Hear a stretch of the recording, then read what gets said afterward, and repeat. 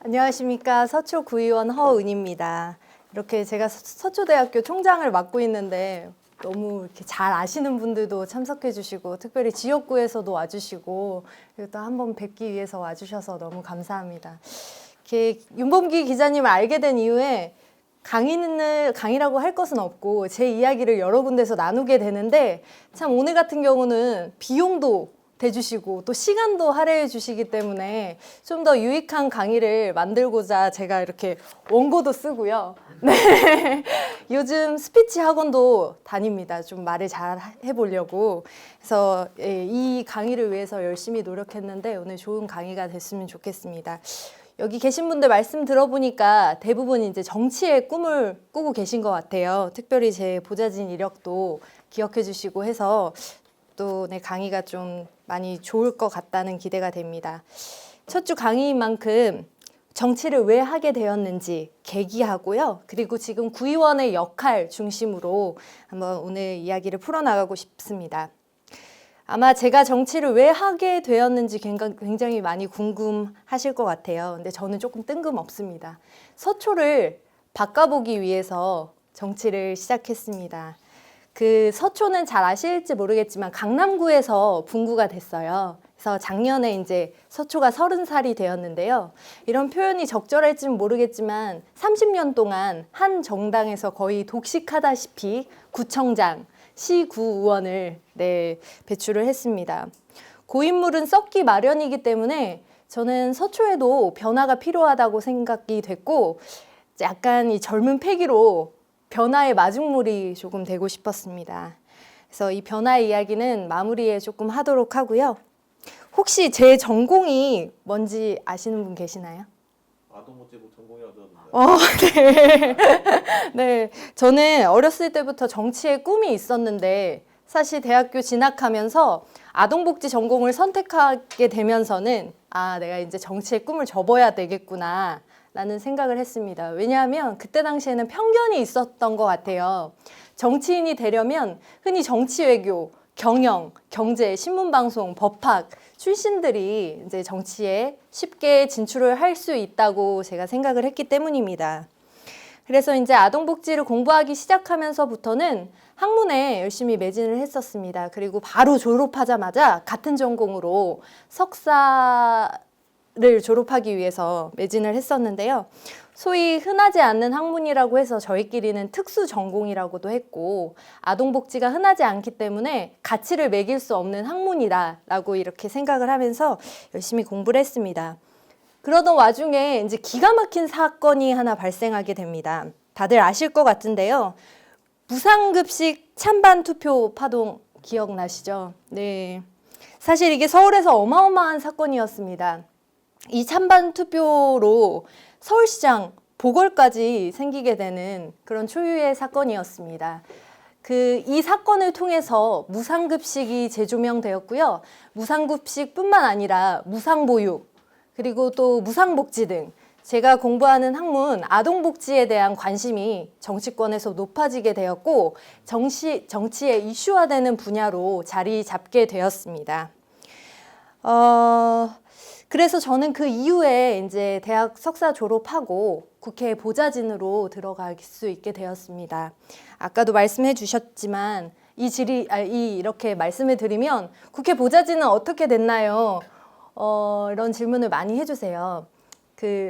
국회의원이 친인척이냐, 모시던 의원님이 아버지 지인이시냐 이런 얘기를 많이 들었는데요. 사실 요즘은 다 국회의원실마다 채용 시스템을 굉장히 공정하고 공평하게 이루어지고 있습니다. 그래서 저는 당시 새정치민주연합 전국청년위원회 보좌진 양성 과정 2기를 통해서 보좌진으로 들어가게 되었습니다. 그 과정을 이수하게 되면 저희가 원서를 쓰게 되는데요. 관련 이제 원하는 의원님 1지망, 2지망, 3지망을 써서 한 달 동안 인턴십을 할 수 있는 기회를 제공해 주고요.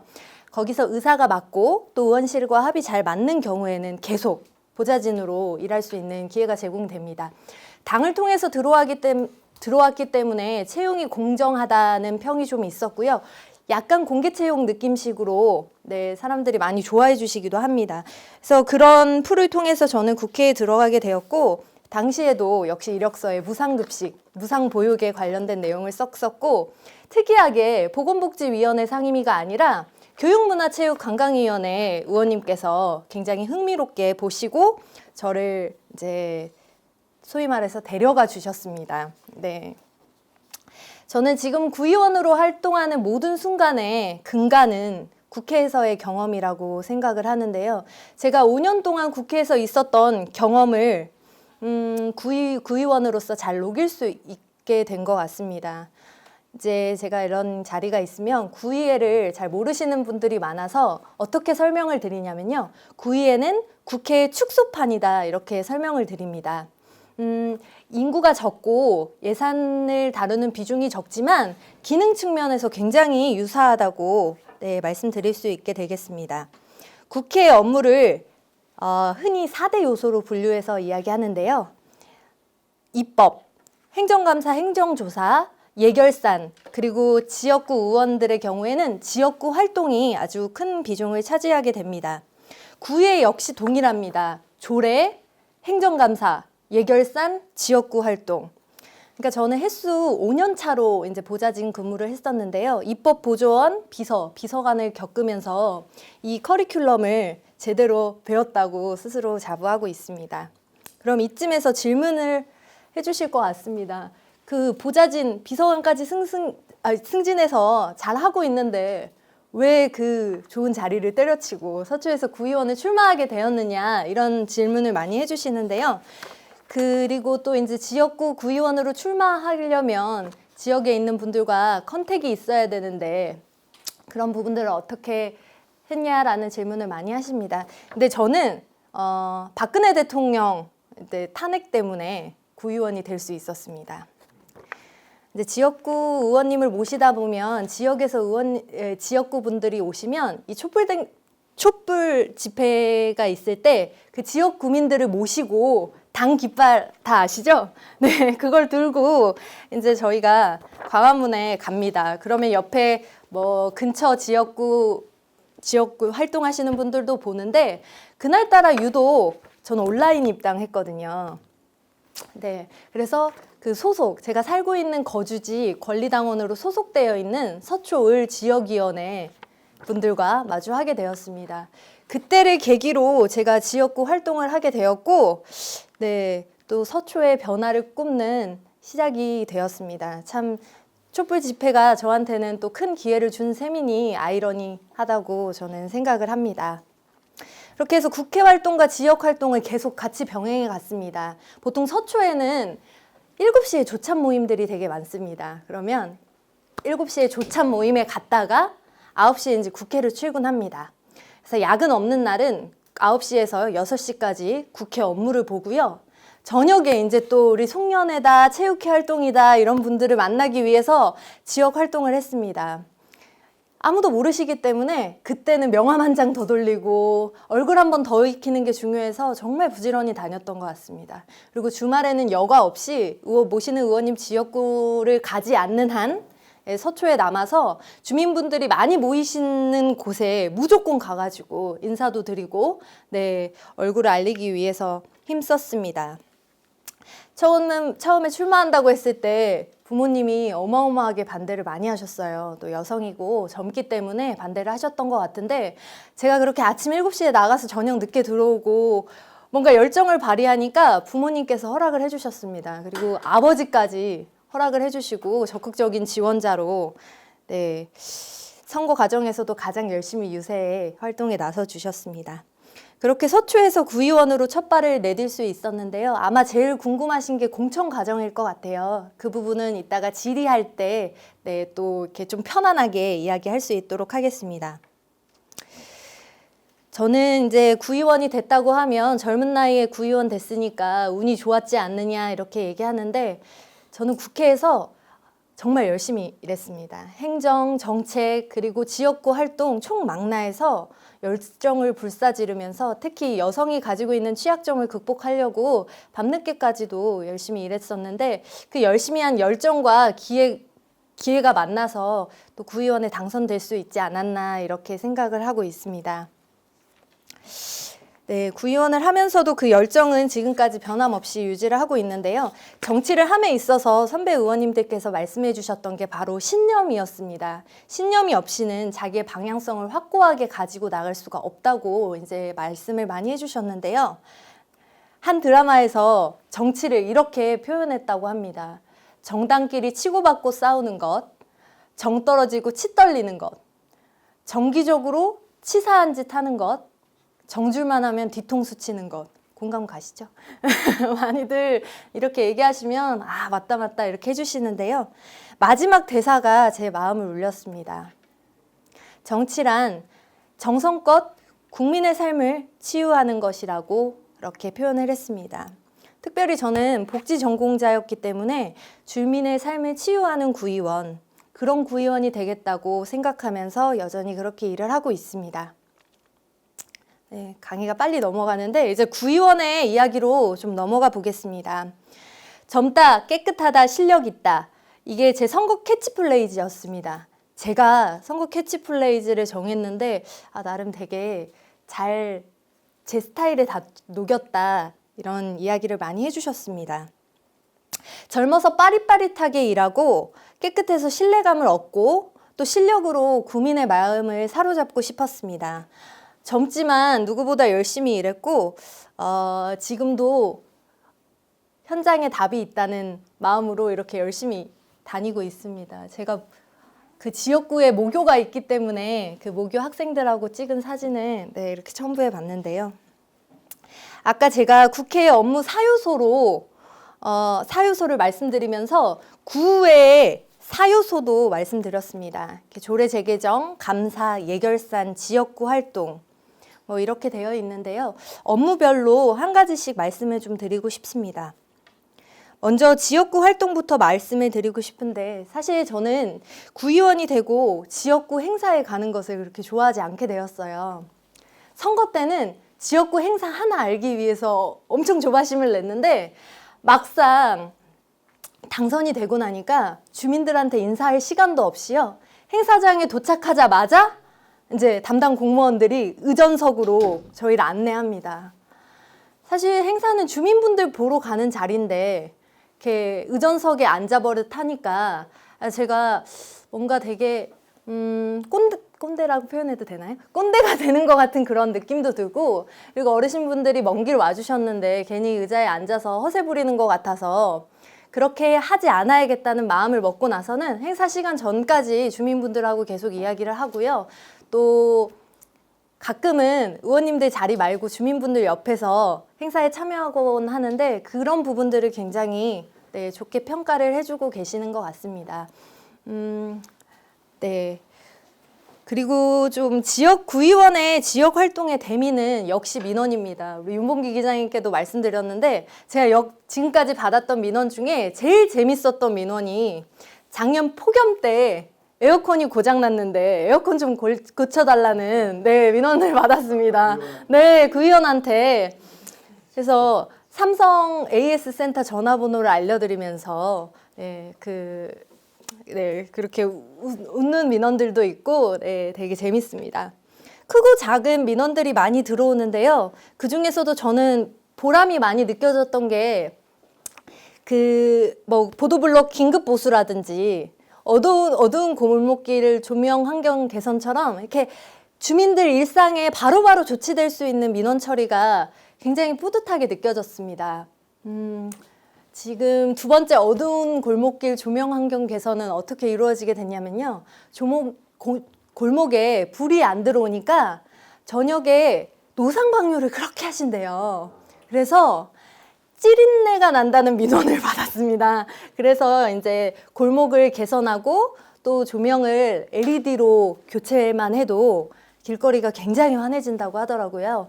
네, 그런 식으로 정말 소소하게 민원 하나씩 해결할 때 굉장히 기쁨을 많이 느낍니다. 만든 거는요. 저희 서초대학교에서 강의해 주시는 우리 분께서 만들어 주셨는데 제가 어떤 활동을 할 때마다 조치가 되고 나서 이제 지역분들한테 이렇게 카드 뉴스를 만들어서 보고를 해드리고 있습니다.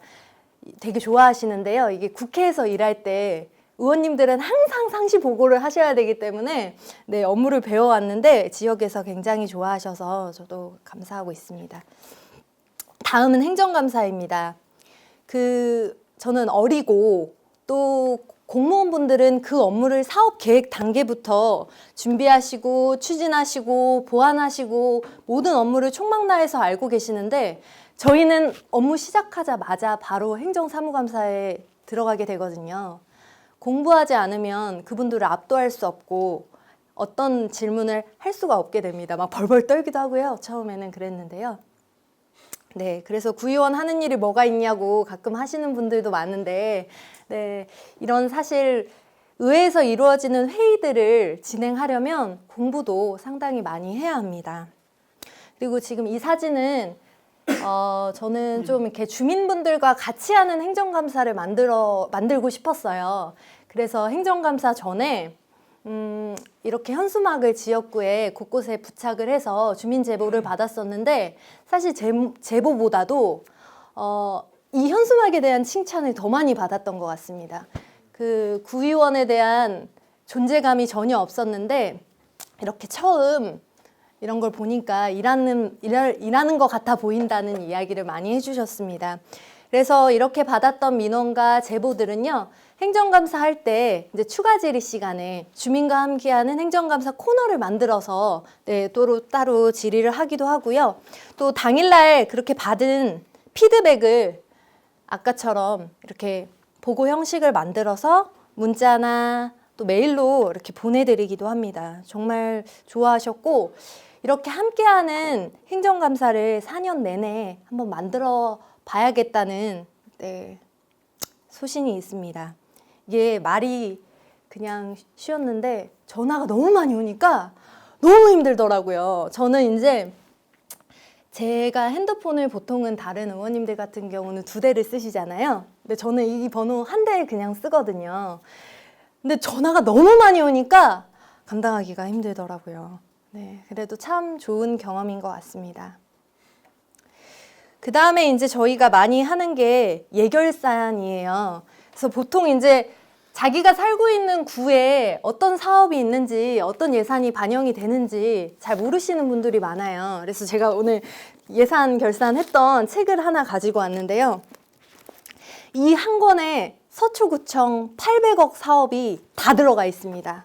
그래서 이거를 한번 보면 세입부터 어떤 사업이 이루어지는지 다 네, 볼 수 있는데 초선이기도 하고 공부한다는 심정으로 한 줄 한 줄 다 봐가면서 이번에 그렇게 공부를 했습니다. 그래서 저희가 역대 최고 삭감을 했다는 언론 기사도 나서 이제 주민분들께 왜 예산 삭감했냐는 지탄을 받기도 했는데 그만큼 꼼꼼하게 네, 사업들을 네, 했습니다. 아마 이따가 한번 네, 질의응답 시간에 또 보면 재미있는 게 많이 있을 것 같습니다. 그래서 기초의회이긴 하지만 국회처럼 차수 변경해 가면서 네, 예결산을 새벽 심사까지 이어가면서 했고요. 예결산이 굉장히 재밌는데 그거는 또 다른 기회가 있으면 또 강좌로 심도 있게 이야기를 하면 좋을 것 같습니다. 마지막은 우리 국회의원의 꽃이 입법활동이라고 하잖아요. 근데 구의원의 꽃도 뭐 조례 재개정이라고 이야기하는 분들이 많습니다.